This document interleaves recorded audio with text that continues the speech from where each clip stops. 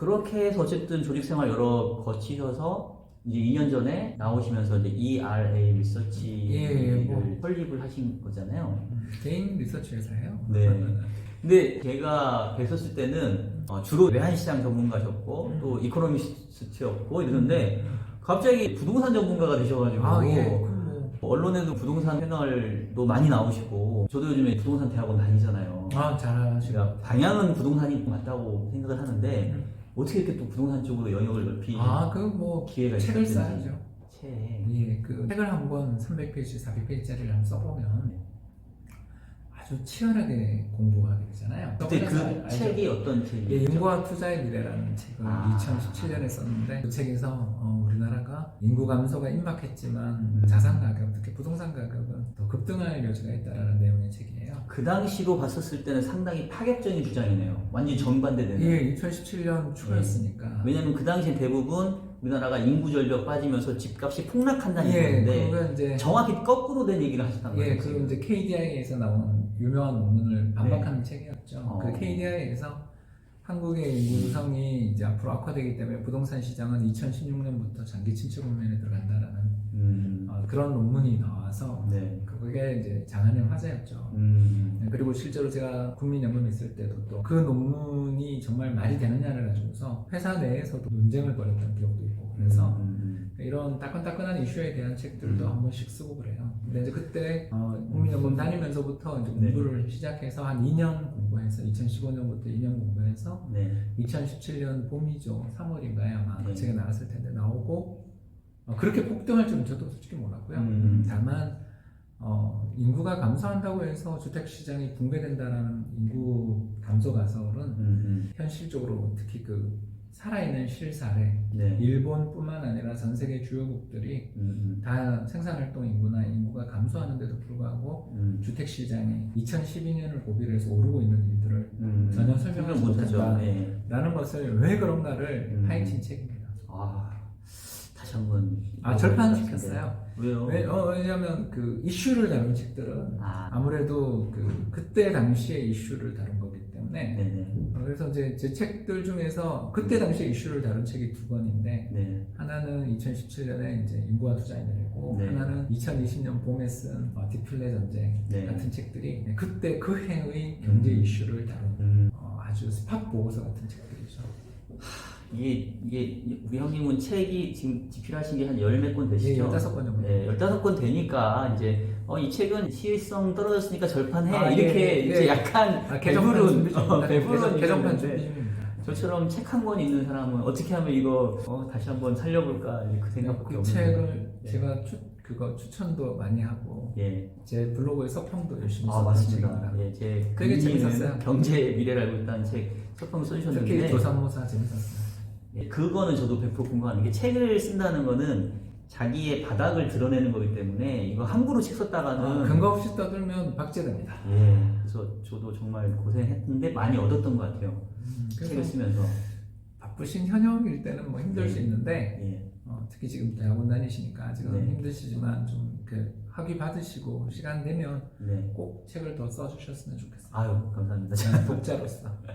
근데 사실 국민은행 다니실 때 경영 박사 취득하셨고 그리고 책은 그 전부터 이미 쓰기 시작하셔서 열 몇 권 하루에 1년에 많이 쓸 때는 한 두세 권도 쓰신 적 있는 것 같은데 솔직히 저는 그래서 제가 형님 따라하려고 저도 박사학위도 받고 이제 책도 한 권 냈는데 저는 그 이상은 못 하겠더라고요. 책 한 권 쓰고 나서는 저는 퍼지다시피 했는데 도대체 잠은 안 주무시나요? 오히려 이렇게 책에 대한 그런 에너지라고 해야 되나? 어디서 나오시는 거예요? 이제 박 박사랑 제가 편하게 이야기하자면 박 박사는 재주가 많으시고 저는 재주가 없으시고 저는 무재주가 재주라서 할 줄 아는 게 책 쓰는 거 말고 없어요. 그러니까 글 쓰고 사람들 만나서 공부하는 거는 참 좋아하는데 이거 이외에 장기가 없어요. 예를 들어서 저 같은 경우는 직급도 그때 좀 높았잖아요. 그러니까 골프를 쳐야 된다는 이야기를 한국 사회에서 얼마나 많이 들었겠어요. 골프를 칠 때마다 병원을 갔다니까요. 몸이 딱딱해가지고 허리가 아프거나 손목이 아파서 맨날 아픈 거예요. 칠 때는 재밌는데 진짜 저도 골프 좋아했거든요. 칠 때 정말 재밌잖아요. 근데 그 다음날 아파요. 이게 몸이 딱딱한 사람이 시간들의 약간 특징이에요. 저주받은 네, 몸이셨구나. 또 다른 거, 음악 뭐 이런 거, 또 미술 이런 거는 네. 시간을 투입을 굉장히 많이 하고 노력이 필요하고 재주도 좀 있어서 선순환이 필요한데 네. 영 재주도 없고 그러니까 저 같은 경우는 은퇴를 이제 2년 전에 했지만 직장생활에 은퇴를 했지만 대신 그 새로 생긴 시간들은 그냥 글을 쓰고 책을 쓰고 방송하는데 이제 투입을 할 수 있게 돼서 옛날보다 더 열심히 책을 쓰게 된 것 같아요. 그게 다 금전적으로 도움이 되니까 좋은 거 아닌가요? 예, 그책 쓰면 좋은 게 예. 인쇄도 인쇄지만 예. 강의 요청이 많이 맞아요. 있다. 그래서 네. 책을 썼다는 자체가 일단 이 사람이 그쪽에 대해서 정통했다라는 일종의 증거가 될 수 있고 또 그 책에 대한 평판이 그렇게 나쁘지 않다면 강의 요청이 많이 들어오거든요. 맞아요. 그러니까 사실 이 책 쓰는 게 물론 쉽지는 않은데 그 독자분들도 자기가 관심 있는 분야에 대해서 인생을 살면서 마치 버킷리스트처럼 책 한 권 정도는 써보는 그거는 충분히 도전해볼 만한 것 같아요. 네, 저도 동의합니다. 굉장히 재밌어요.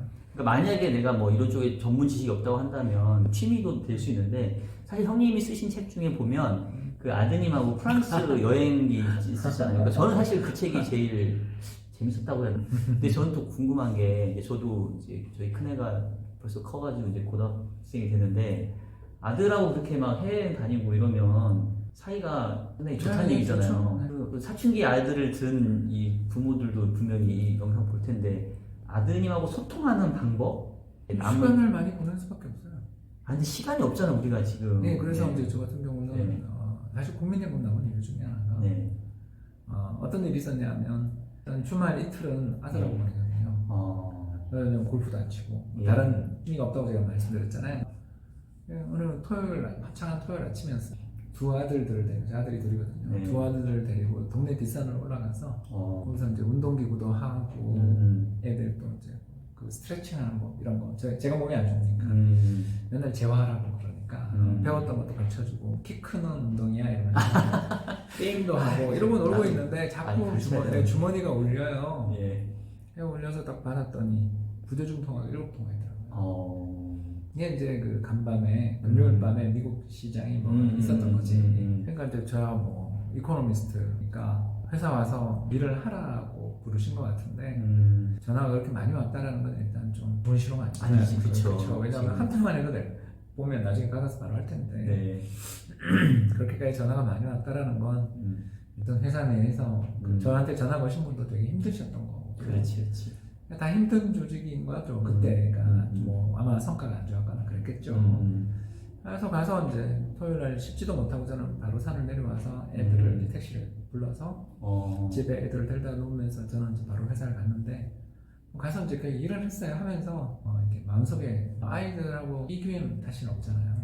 그렇죠. 이 시간이 지나면 아이들은 그 시기가 저랑 지나버리니까. 아니 저랑 안 놀아주죠. 예. 그렇지 않습니까? 근데 저랑 안 놀아줄 애들하고의 그 중요한 시간을 회사를 가야 된다라면 이건 좋은 선택이 아니다.